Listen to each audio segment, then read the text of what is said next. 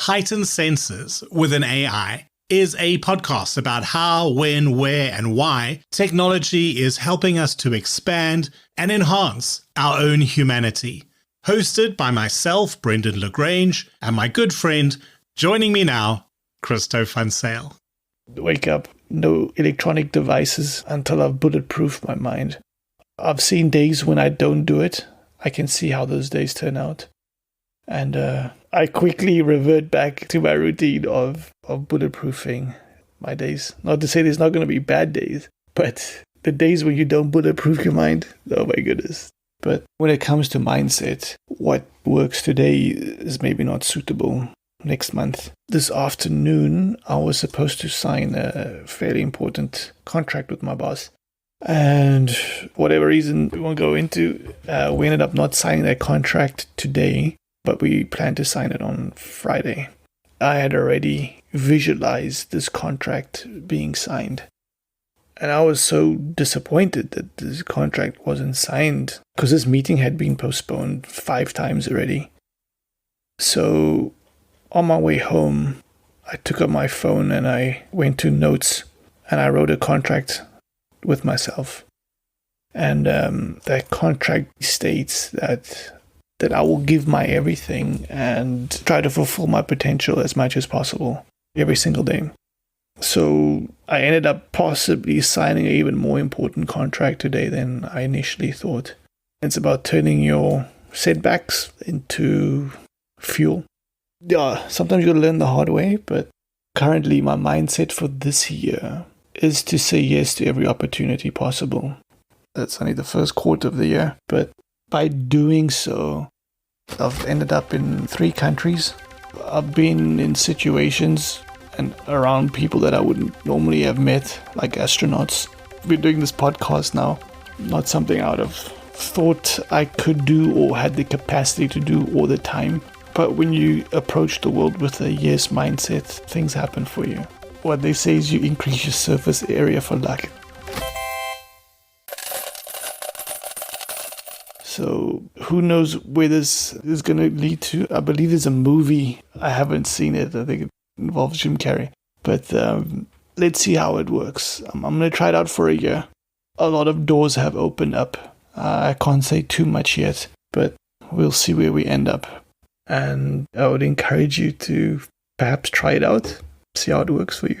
I've never really been much of a mindset guy myself.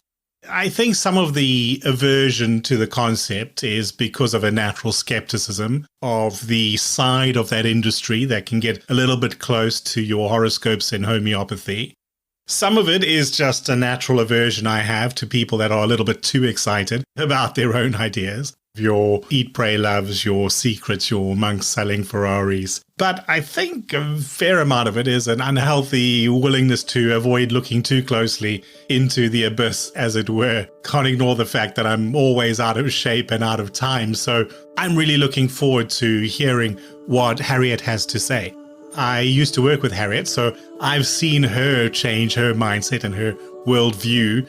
And similarly, I've seen you do the same by holding yourself more accountable and being a bit more structured in this space. So I've got my pen and paper here to take notes. I'm also perhaps more hopeful than I would have been a year ago because, as you said, the show is only in existence because I reached out to you just after you had committed to saying yes to every new opportunity.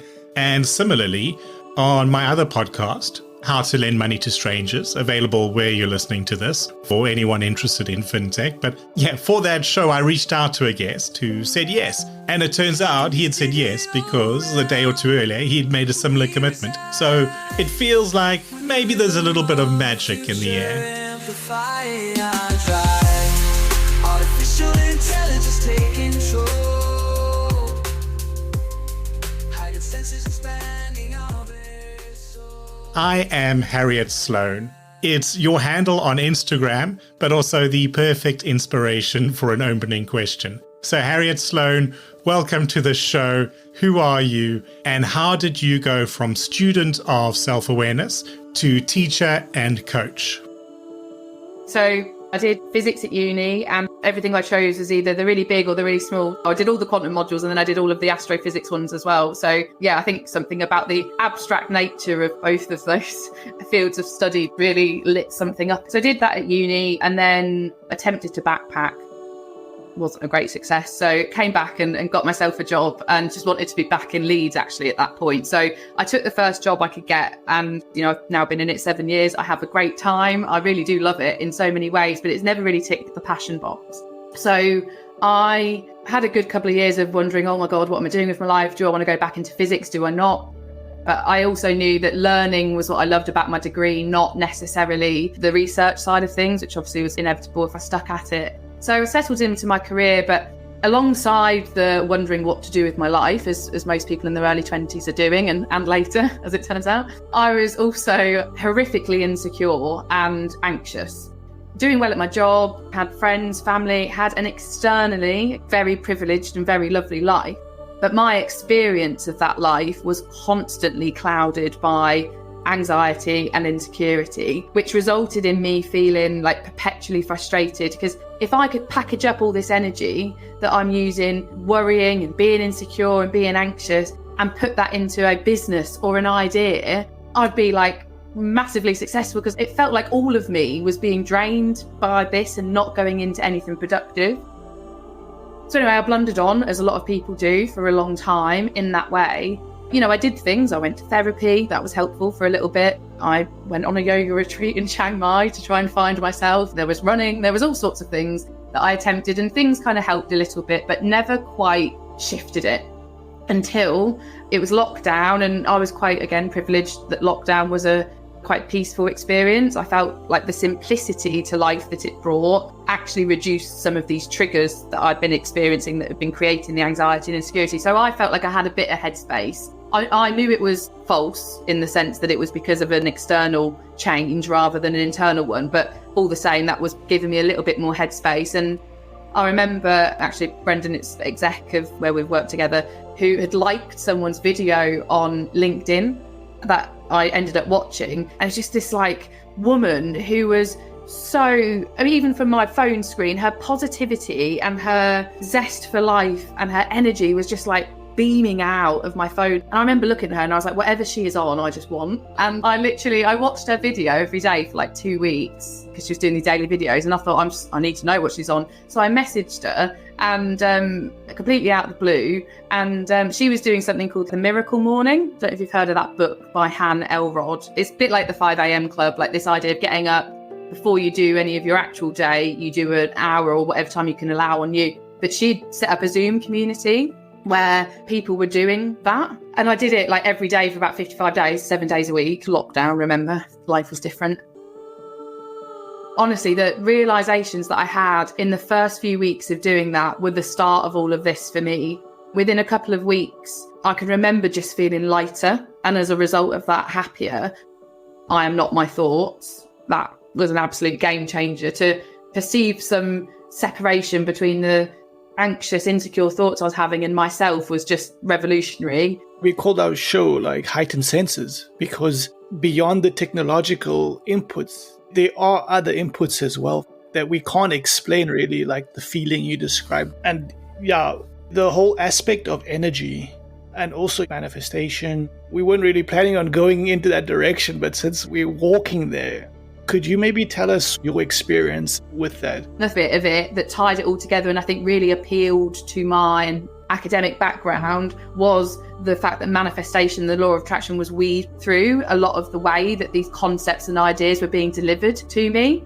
I was bought into what people on these calls were talking about and the ideas that I was being exposed to because, and I know there's a lot of controversy as to whether these things are proven by science or not, but it appealed to my understanding of quantum physics. That understanding of energy and of understanding how things work at that level has been incredibly powerful for me. And I don't want to say I use it, but I try to live my life that way now. So I'm a firm believer that the work isn't external productivity. It's not like doing all the things. The work is setting my energy level internally at a place that allows me to attract things into my life that match that energy. So, that's why self-awareness, wellness, looking after yourself, all of those good things, and keeping your energetic vibration on a certain level results in a richer, happier, healthier life, because you are attracting the things on that level. And over the last 6 months or so, I've had some really quite weird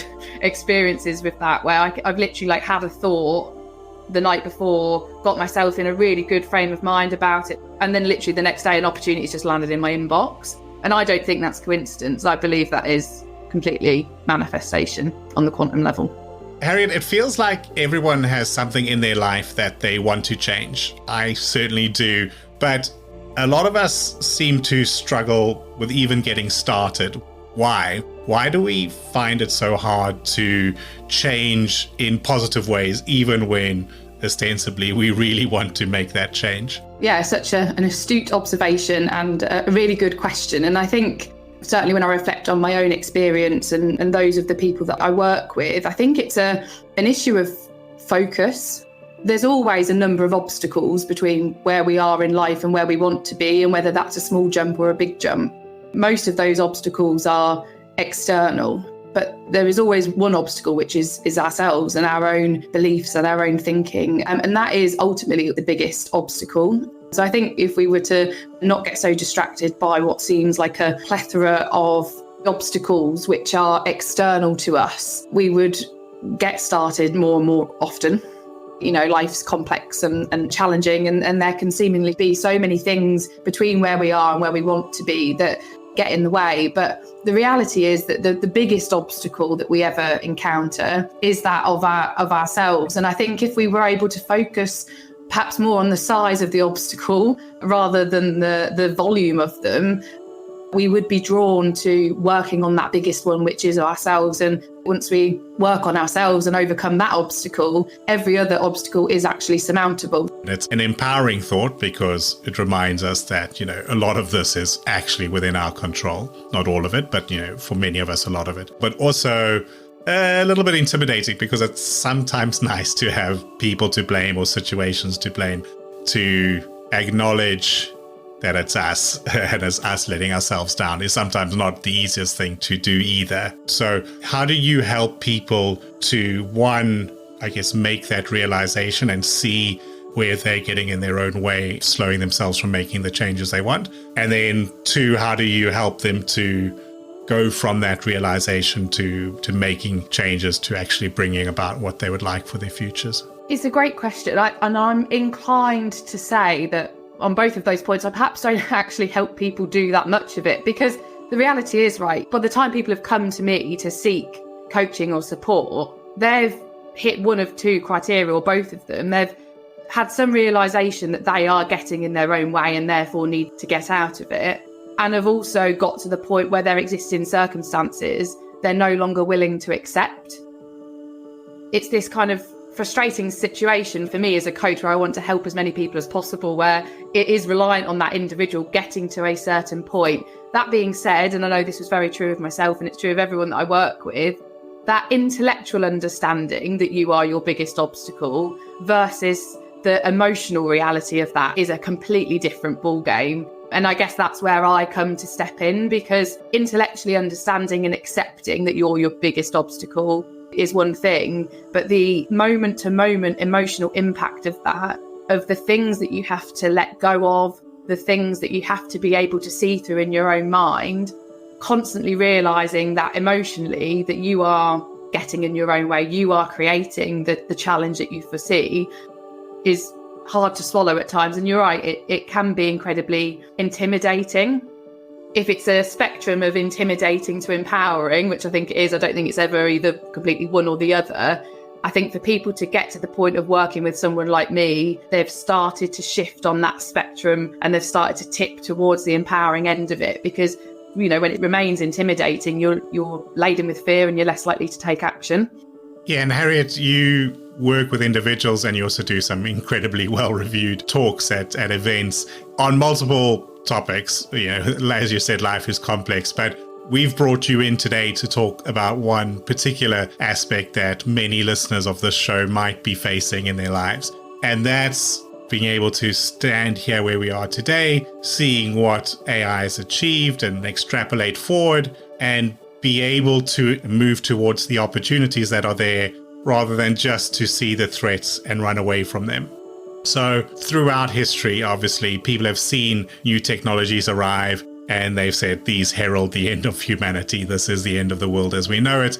And they've looked backwards at the previous times it's been said and said, well, this time's different. This time it really is a big threat. And, at the risk of repeating that pattern, as we stand here looking at AI, it does again feel like this time it's different and maybe this time there's a real threat there. So come from and how can we maybe start to try and deal with it well? Yes, it's such a broad and interesting topic. But from a fear perspective, I always like to start with almost getting a bit of compassion for human beings and the struggles that we face today, because, we are biologically, in terms of our neurological system, etc., the same beings that we were when we were hunter-gatherers, when life was far more simple, albeit perhaps not from a predatory sense.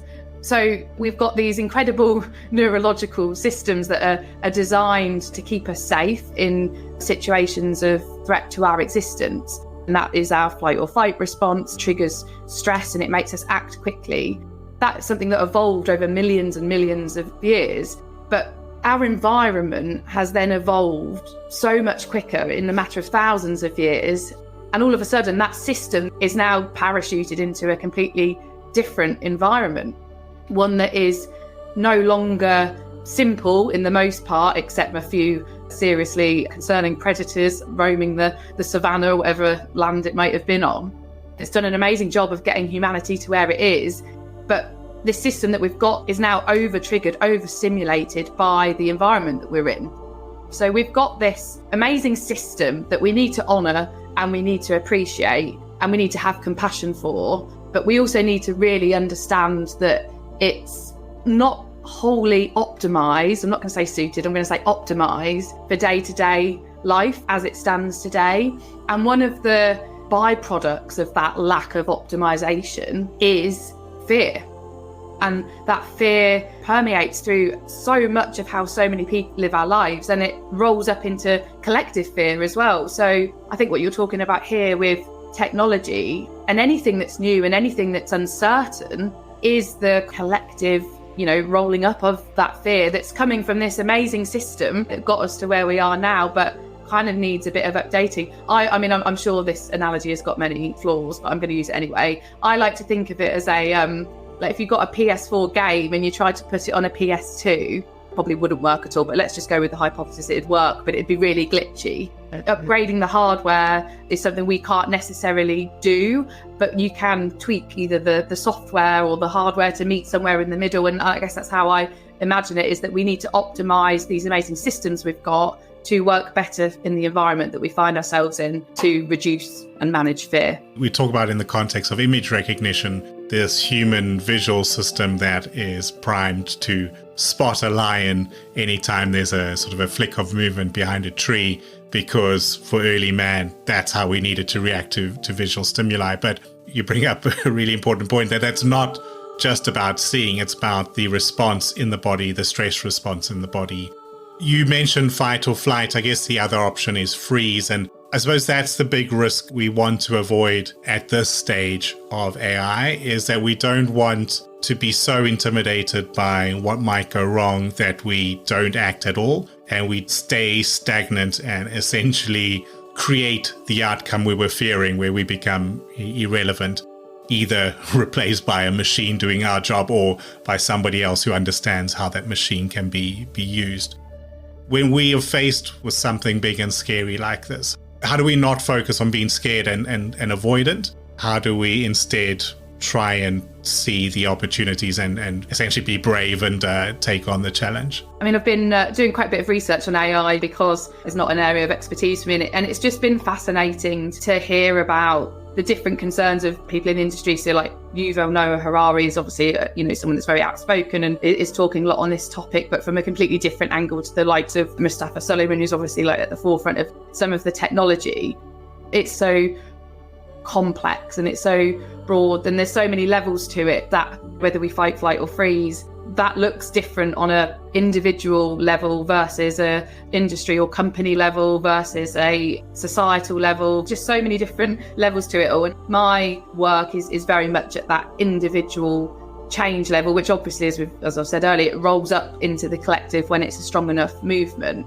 But I guess the AI piece aside, how do we recalibrate our minds so that we aren't constantly operating from a place of fear? And for me, it's a simple answer, but one that takes a hell of a lot of practice. It is the ability to be self-aware. Fear is an emotion. It's something that we feel. So in order to understand and change how we feel, we have to see where that feeling's coming from. To our earlier point around external obstacles versus internal, self-awareness is, or at least my definition of it, is the ability to see how our thinking creates our reality, creates our emotional response. The way to overcome fear on the individual level is to see and understand the thinking that you've got, the beliefs that are being triggered within your mind that is creating that fear emotional response. And that is a block by block piece of work to see it in every little moment of life as things occur and you experience things, to see that thought emotion connection. And that applies to everything. That isn't just fear, right? It's every emotion that we experience is being created by our thoughts. So I never talk about overcoming fear or emotions entirely, but if we are able to see that connection in every moment, which is the practice of self-awareness, we're able to reduce the impact they have on us and stop us acting from that place of that emotion. So in a short answer, self-awareness is absolutely fundamental for us to overcome fear on an individual level, but then overcome it collectively so that we are driving towards a greater good for some of these changes that are ahead of us, like AI. Yeah, Christo, you've had to face real threats, real potential of death with mistakes, but I guess even without mistakes, something could just go wrong, especially in a helicopter, right? There are real risks to your day job, very different sort of situation to taking the train in and sitting at a desk and working on Excel. What did you do to kind of come to terms with that and to focus on doing your job well, but at the same time not be distracted by, we might fall out the sky at any moment? The military's got quite a good system of education. So when we start flying, your first lesson is the effects of controls, what's up, what's down, left and right. And then your second lesson is emergency training. You don't even know how to fly this thing properly, but already from lesson 2, you're being put in a situation of near-death experiences. So your exposure to risk and how to be a risk manager, it's sort of put into you from very, very early in your career. So you get to see it as second nature. And that's sort of what Harriet was touching upon. Like, the risks have changed, from being in a cave, the tiger being outside, to actually going out there and looking for the risk is slightly different. Which leads me to a question, Harriet. What is mindset actually, from your point of view? That's such a good question. And I'll be honest, I don't know if I have a eloquent answer for that. I personally oscillate around how I talk about what I do, because I think mindset's a term that's kind of got overused and then it's lost its meaning. But I guess mindset is very much focused on how you tune your mind to approach something, which is really, really powerful and is needed, but it probably sits more in the tools area. So it's something that you do. For me, the greatest impact has come from simply understanding, which is what self-awareness is. It's literally seeing the thought emotion connection, not trying to force it to change. So for me, mindset is the changes and the things that we actually try to influence our brain. So positive thinking and reframing and all of that sort of stuff. But then the thing that underpins all of that is self-awareness. And I've seen the greatest impacts for myself, not by trying to tune my mindset, but by simply understanding what's going on in my mind. How would you see this, Harriet, in terms of, with our logical brain, we know what to do, not to eat the cookie, but still the right side of the brain, the emotional part, sort of takes over and does things that are not consistent. How would you describe that? I mean, you mentioned self-awareness. If you could maybe just delve into that a bit. I guess what you are referring to in the lens that I work from is our belief system. So our brains are efficiency machines at the end of the day, aren't they? They're designed to have an experience, learn from that experience, and automate a reaction to that experience so that you don't use as much energy the next time you encounter it. That's the whole purpose of the belief system and how that functions. And I guess that's the logical part of the brain that you're talking about there. And then we have the emotions that are chemical response to what's going on to those external triggers.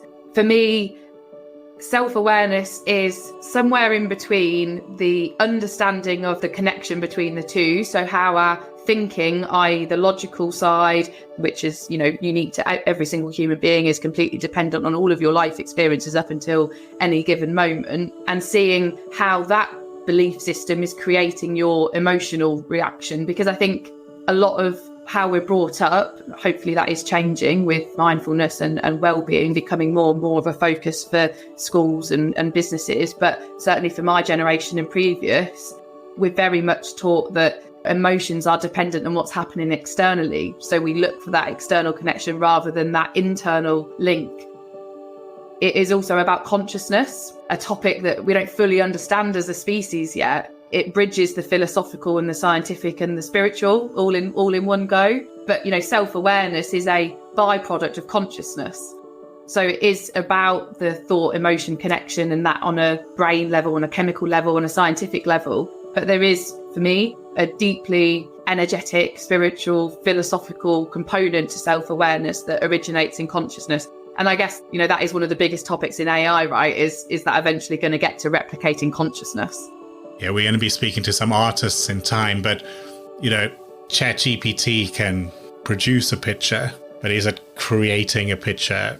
Is it just averaging out what we know to be a picture? And, there's a whole lot of philosophy behind that on what that means and what's creativity. But if we keep it into sort of simple-ish terms, as humans, when we see machines that can write stories from a prompt, or we use AI for music for the show, where are we different?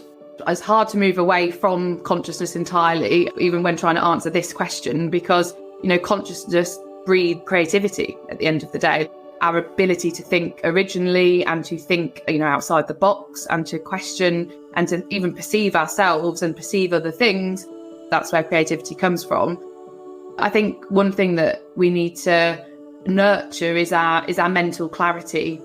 We are so removed from our natural state. So in hunter-gatherer times, when we were living so much more at one with nature, we were connected to nature, we were part of it. And nature is a endlessly creative source of energy. It's constantly creating, destroying as well, but creating from that.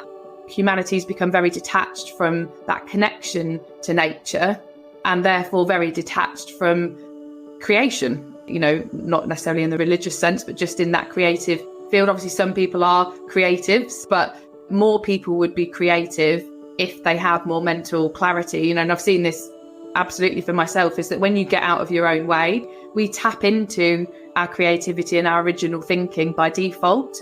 As on an individual level, enhancing your mental clarity is, I guess I'm not saying it's like a survival kit, making sure that you outlive or survive when AI becomes mass available. But I do think that is going to be absolutely critical for maintaining the distinction between humans and machines.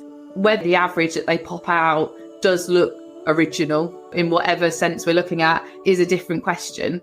But I think humans will always respond to human creativity in a different way to machines, because there's something in that is energetically different.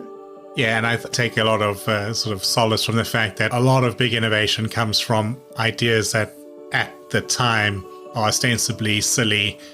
And I think it's Steve Jobs who said it, but I mean, it's something that's been said very often. Essentially, if you asked your customers what they wanted, you would never get the iPhone. You would have got a better flip phone. Change doesn't happen in a linear way. Crazy people are trying crazy things. Yeah, instead of a faster horse, we've got a car. And you mentioned nature. Creativity in nature is driven by random experiments at a mass scale. And sometimes they work and stick around and create something, and other times they disappear. And in one of our other episodes, we talk about the emergence of drones and sort of how they've changed the aerial photography industry. That suddenly you had this tool that's cheaper, faster, easier to move than a helicopter or an aeroplane. But still, you've got helicopters and aeroplanes being used for this sort of stuff. So it's never quite so simple. But the passionate person sitting somewhere who really believes in an idea that they probably logically don't have good reason to believe in, but has that ability to envision what it could become, that's what changes the world. And hopefully that human ability to think outside the box will still be prevalent. Perhaps a little bit of a tangent, but I think one of the things that we forget about is the concept of energy, I know, and the flow of energy. And that is actually one of the ways that I've ended up building this coaching business and working in this space, is from my understanding of energetics on a quantum physics level, from what I did at uni, through to the concepts of, I know it's highly controversial, law of attraction, manifestation, all of that good stuff. But I think we completely underestimate, and probably because we don't fully understand, how energy flows and how that is so implicit in human connection. The energy that's been put into a painting, for example, that someone's done by hand with love, with care, because it's expressing something that's of meaning to them, that is deep to them, versus a similar piece of art that might have been generated by a computer. You know, it might sound a bit woo-woo to consider, but, you know, there is a different energy that's gone into the creation of that thing that a machine is never going to be able to replicate. So I think welcoming AI to potentially automate and do things today that don't necessarily breed connection for humans, for example, and that humans are therefore going to be able to major on this energy exchange of things that actually brings us closer together, is perhaps an advantage of AI that we're maybe not looking at. You know, if you've got a room full of robots versus a room full of people, when you walk into a room full of people, you get a vibe. You can sense, okay, is the mood high? Is the mood low? You know, is the boss pissed off? Is he happy? You know, are we feeling productive, or is everyone just waiting for Friday? We get vibes all the time. We are always receiving energy from other human beings. And if you were to walk into a room of robots, that energy is not going to be the same. We can't be completely replaced because we are fundamentally different. And energy exchange is such a huge part of being human, but we just don't necessarily pay attention to it on a day-to-day basis.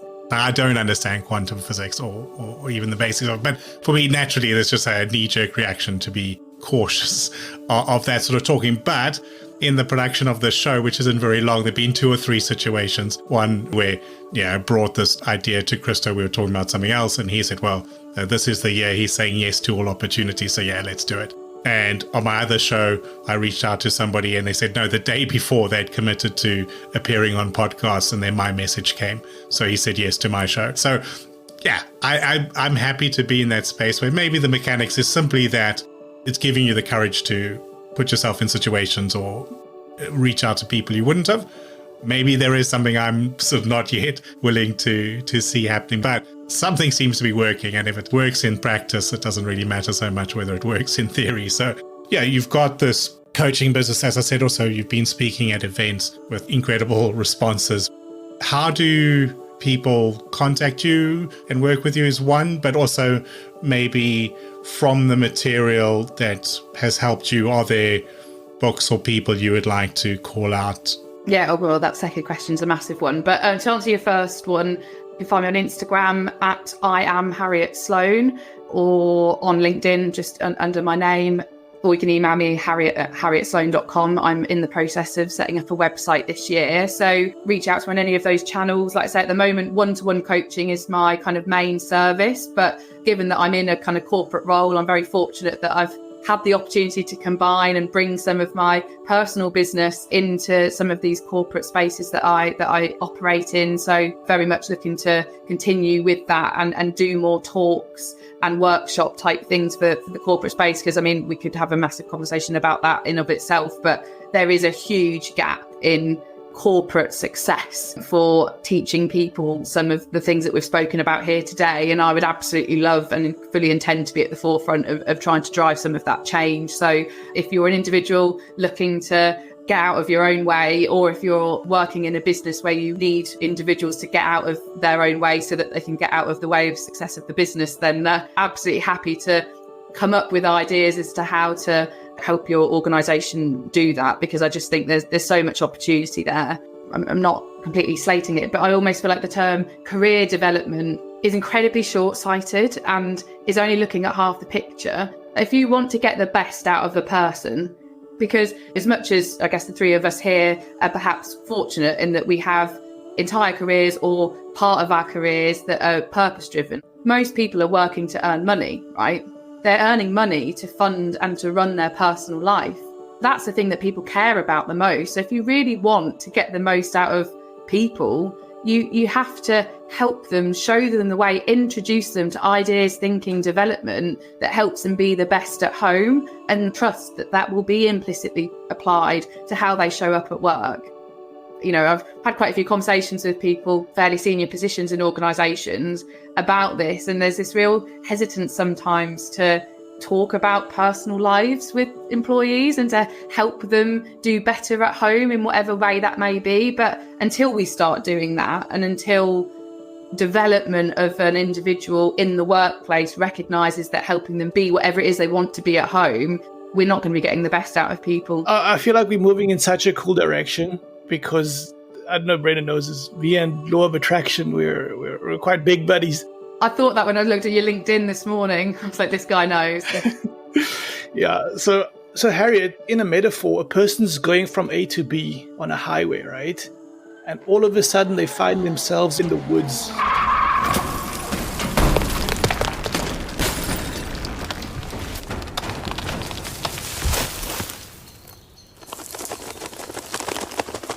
Totally off track, car upside down, not where they wanted to be. When they ask themselves the question, how did I get here? How do we get them back to the road? I think reconnecting with the why is incredibly important.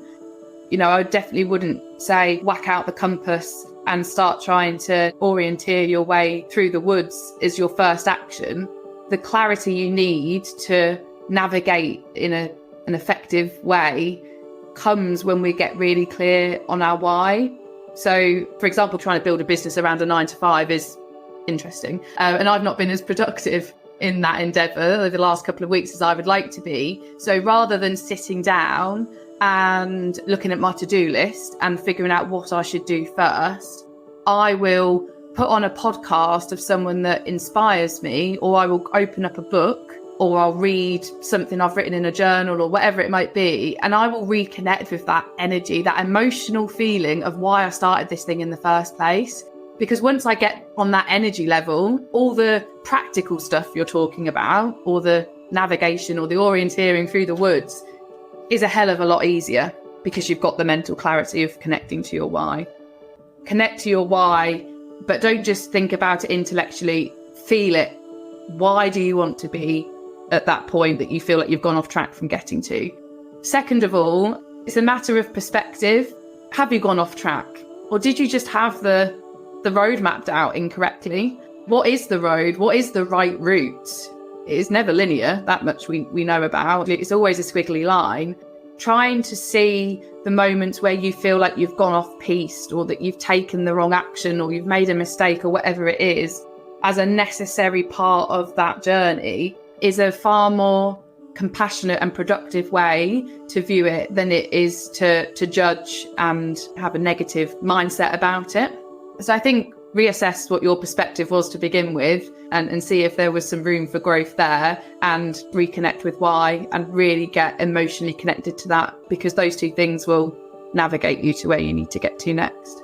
What would you suggest are good daily practices or habits to try and implement to sort of foster that self-awareness? Yeah, I guess there's two levels to this. So on a practical tools level, different people raise their energy through different ways. And I think if you're trying to work through life and it's feeling challenging, it is paramount that you are maintaining energy levels. So I think having an understanding of yourself as to what raises your energy level, you know, is it being around a certain person, or is it cooking, or is it listening to a podcast, or is it physical exercise? Understanding what lights you up and trying to get a small bit of that in every day. I do think structure and discipline are incredibly important.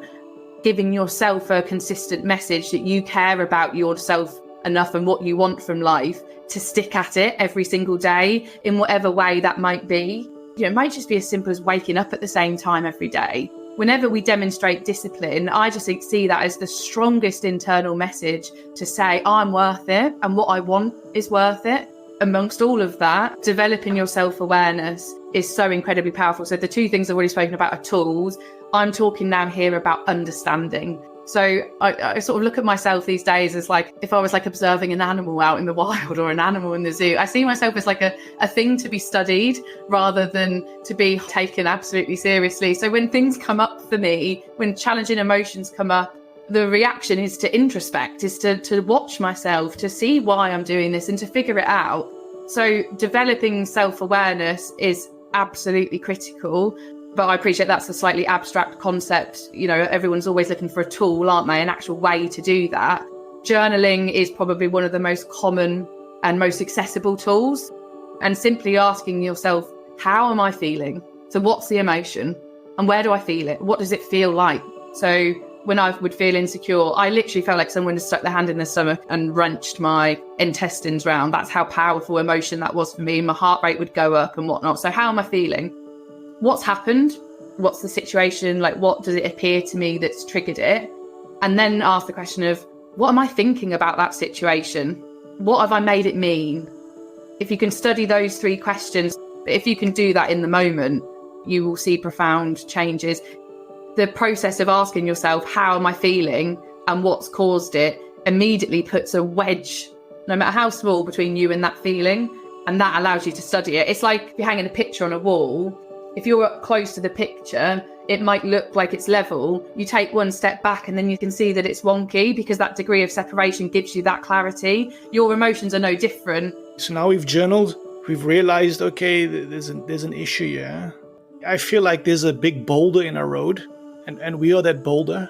How do we roll ourselves out of the path? Getting out of your own way. That is an implicit byproduct of self-awareness, because when you can see how your thinking is creating your emotions or your reality, you immediately are able to either choose differently or react from a different place.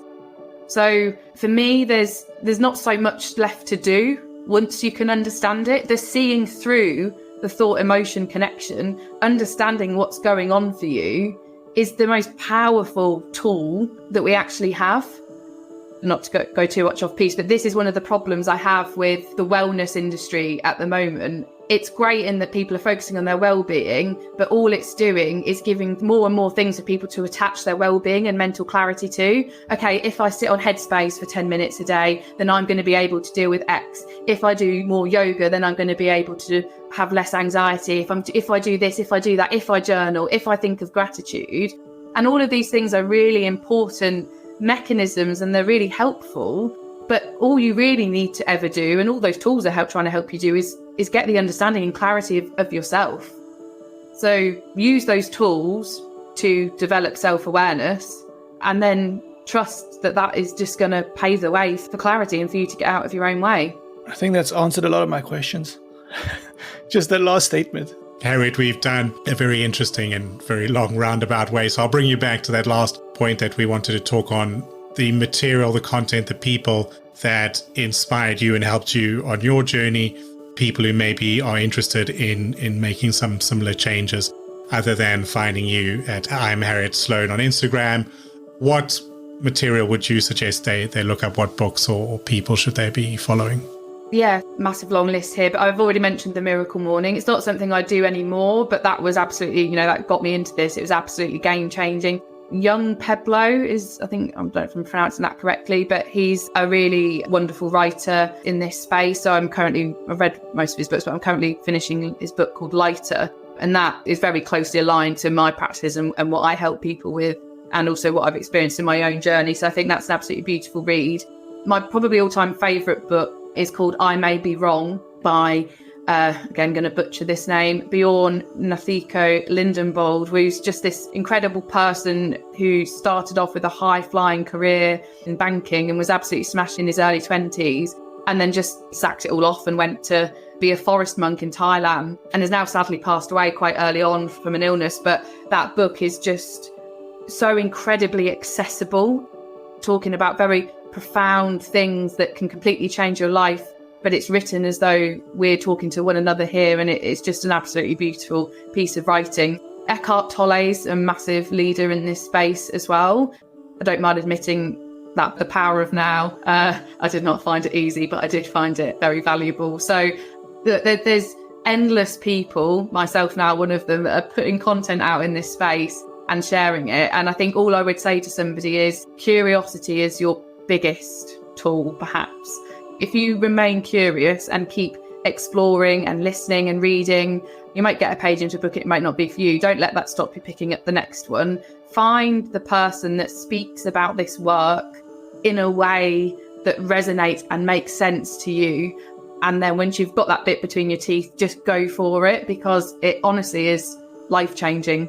Yeah, and we always hear the downside of sort of TikTok or the general sort of short content, but it does make this sort of approach much more accessible, doesn't it? Because you can listen very quickly to any number of speakers on a topic, see which one resonates with you, and then potentially buy the book and do the deep reading, the deep research. But you have a way to get 10 different people talking to you in an hour and find out which one works for you. So, Harriet, yeah, thank you so much for your time, especially since we took a bit more of it than we said. It's been super interesting for me, and I know for Krista as well, who's also a 4 a.m. sort of person, aren't you? What is your early morning inspiration? So I like Joe Dispenza. Oh, yep. He also resonated with me creating your own day by consciously visualizing how you want your day to turn out. And to do that, you need to put your phone aside, the normal routine, waking up, checking TikTok, whatever. Put that aside, fight that dopamine fix, do your self-work for the day. And there's different ways to do it depending on the day where you are. But the ice bath is definitely a way for me to challenge myself. It's a real mental and physical break, getting out of my own way. So when you're there, there's nothing else that can help you. Like what I'm making for dinner, what's the plan for the day, like all that is irrelevant. Life is on pause for that little few minutes. I kind of like that. You do that every morning? As much as possible. Nice. When there is snow and ice. I went to a retreat yesterday in Chester. There's all sorts of things we did throughout the day, but we did a lake swim. I think it was 13 degrees, so it's not quite as cold as I've done for some other things, but I could feel it even in bed last night, my skin and my circulation, like it was incredible. But you're right, you get in and you're focusing on your breathing so that you can actually withstand the temperature, and its presence just amplified. There's nothing else, not the previous moment, not the next one, just that one. And it's incredibly powerful. No, Harriet, it's been amazing. It's been really cool. I enjoyed chatting to people with a similar outlook. It is quite a rare mindset because it's much easier to blame other people. And I think people also get encouraged to do that. You know, when I'm feeling down, people gather around you, you get attention for that. Whereas the approach you are trying to get out there is, no, it's not everyone else, it's actually me. And that's a tough pill to swallow. People will fight to the death to defend their victimhood status, you know, because it served them up to this point, maybe not that well. And I do see it daily. How would one begin to let them see 1 degree differently? It's such a good question, and it's something I've had to work on for myself. You know, when you go through such a profound change as I did, and your life changes so dramatically, not externally, internally, you then want that for other people, which is why I've set up this business, is so that I can create a space and create a service for those people that have had that realization themselves to then go and nurture it and really develop it. But most people, to your point, are not there yet, and that is so incredibly hard, particularly when it's like your family or your friends.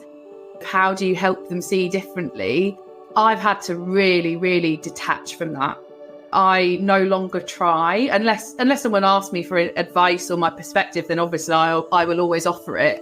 But I think I've come to really realise that every person will develop on the timeline that is right for them. And the best thing I can do to help anybody is, again, it just comes back to me, like keeping my energy in the right place, working on myself, working on my life, my happiness, and trust that example and that energy that people get from me might be the thing that inspires them or encourages them, but that I have to surrender to the outcome that it might not.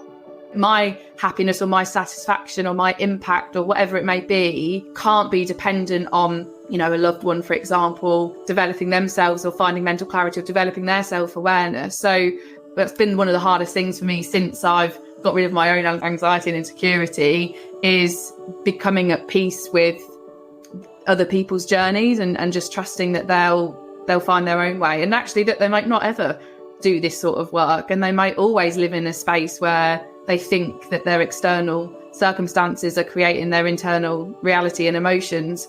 But surrendering to that is incredibly important. Sometimes it is somebody else's fault. Sometimes it is a fault of bad luck. But even if it's somebody else's fault, they are not the ones who are going to change the situation for you. So sometimes it's that separation as well. It's interesting the response you get sometimes from people as well. Like, I've got people in my close inner circle that, whilst they to a certain degree get what I do and obviously can see the changes in me and can see how happy I am and how much it's working for me, when things happen and I experience what I call suffering, so any kind of an emotional difficulty, when I'm talking it through, as you do with people close to you, how I immediately dive into, okay, what am I making it mean? What am I layering on top of this that's creating my emotion? It's really interesting to me how people that perhaps don't do this work in the way that I do will think that I'm then blaming myself, and they will see that as a negative.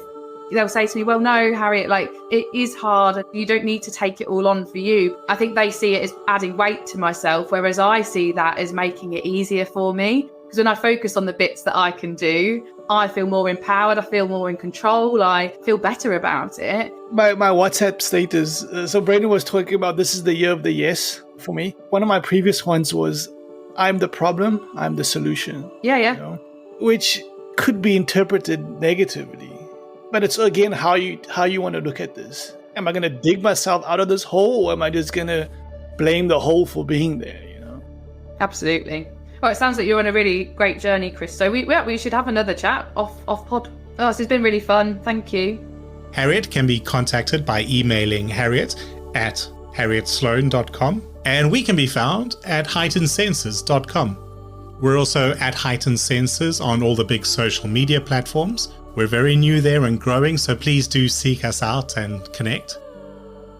But yeah, Christo, as we were going through this, I was just reminded that I used to live not quite next door to, but in the same small 12-unit complex as the South African Tony Robbins. I won't mention his name because we don't have a legal budget yet, but I will tell an entirely unrelated anecdote. I used to work with a guy called Robin that none of us really liked.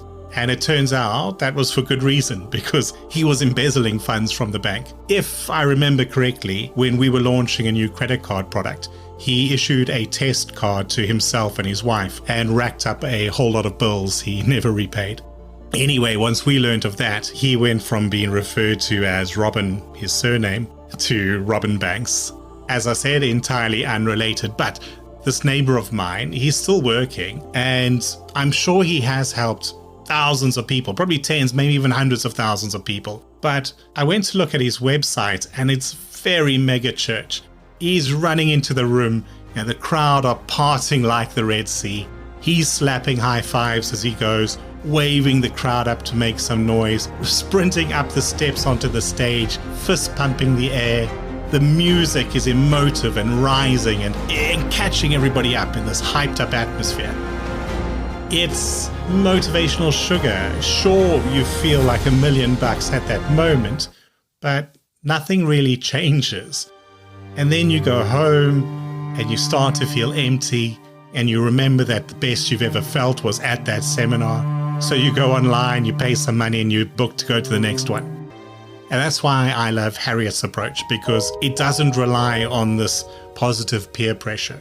And equally, why I love your cold water dips, because it is one thing to walk over hot coals while an expectant crowd is shouting into your ears, but it's an entirely different thing to slip into an ice-cold Swedish lake when no one is around to hold you accountable. Yeah, and the Scandinavians, of course, know a good sauna to go and warm up afterwards as well, though you seem to just go there with your towel and hope for the best. Don't forget the flip-flops. Especially when you fly. You rationalize death in a way because there's no guarantees, So your appetite for risk changes. And also your exposure to risk is a lot higher than the regular person working in an office. Yeah. And I think you do, in a way, become addicted to adrenaline. I don't want to say it, but I think you do. And I think my ice baths are a way of just getting a bit of a kick again. Because there's nothing that you can do in an office, really, that can simulate sort of a life-threatening situation that often. It does give you that rush of running in the dark through the forest to get to a lake. Okay, there's no bears here, I believe. But being eaten by a wolf, it just brings a bit of a kick into your system. But the time where I've really thought about it the most was 2017, 2018, when I had to do my upgrade from a C category instructor to a B category instructor. Probably the toughest thing I've ever done in my life. And I remember I used to listen to, and I still do, Dr. Eric Thomas. He's a motivational speaker from the States. You've heard of all the big names, Tony Robbins, blah, blah, blah. We're going to get called in any second. Got my phone with me, and I'm like, I need a dose of motivation right now. And he's just got the right voice, the backstory, everything. Someone I really look up to. I do believe with the correct mental preparation, you can take on just about anything. Having said that, the wrong mindset, even in an easy situation, can make things very difficult. I'm stuck in my head. Heightened Senses is written, recorded, and edited between Sweden and England by Christo van Sale and Brendan LaGrange. We're at Heightened Senses on all the big social media platforms and would love to chat to you there. Or if you'd like to chat to us on the show as a guest, reach out in the same places or by emailing haightenedsenses@gmail.com. We're also open to all genuine new connections on LinkedIn. Brendan is podcasting with How to Lend Money to Strangers if you're interested in stories of lending leadership and lending innovation from around the world. While Christo is starting the world's largest spruce bark beetle tracking project. If you have any images of infestations or just questions or comments, you can email him using barkbeetletracker@gmail.com. Our theme tune was created in suno.ai. Show art is created using DALL-E.